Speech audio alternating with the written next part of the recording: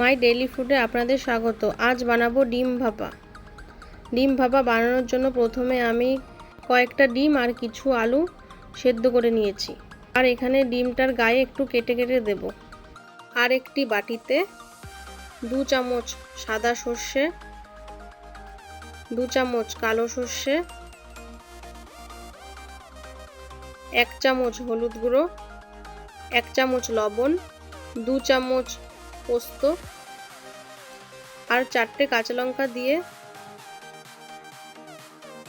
সবগুলোকে এখন পেস্ট করে নেব।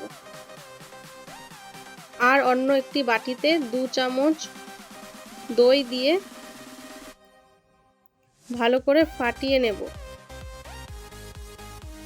কড়াই গরম হয়ে আসলে দিয়ে দেব সরষের তেল আর একটু লবণ, একটু হলুদ দিয়ে ভালো করে তেলের সাথে মিশিয়ে নেব।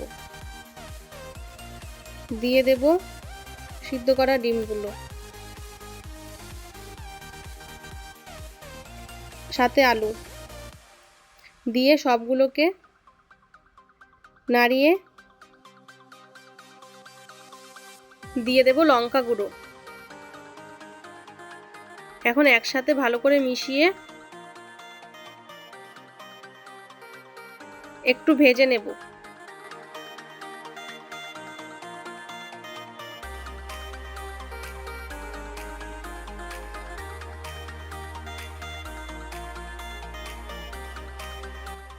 এবার তুলে নিলাম।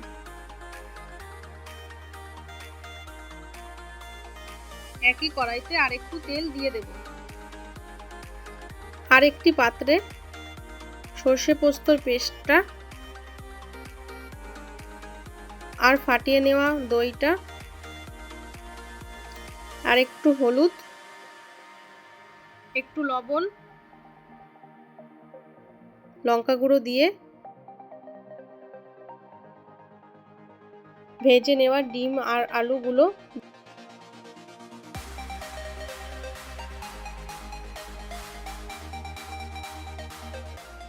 আর দিলাম সাথে একটু কাঁচা সরষের তেল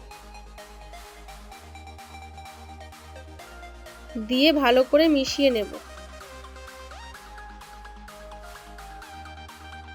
ভালো করে মেশানো হয়ে গেলে মশলার সাথে ডিম আলুগুলোকে এখন তেলে দিয়ে দেব।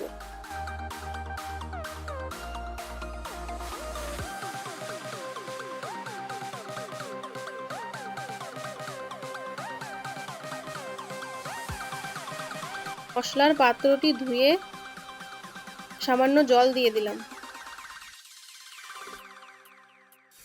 একটু নাড়িয়ে দেব।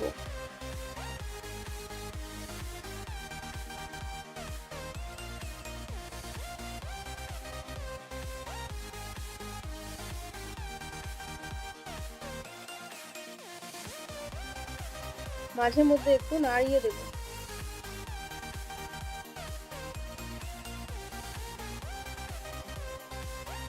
এখন 5 মিনিট মতো ডিমটাকে আমি ভালো করে ফুটিয়ে নেব। একটু ঢেকে দেব। এখন ঢাকনা সরিয়ে দিয়ে দেব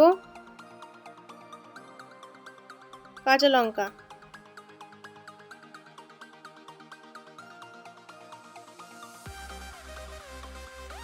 একটু নাড়িয়ে দেব।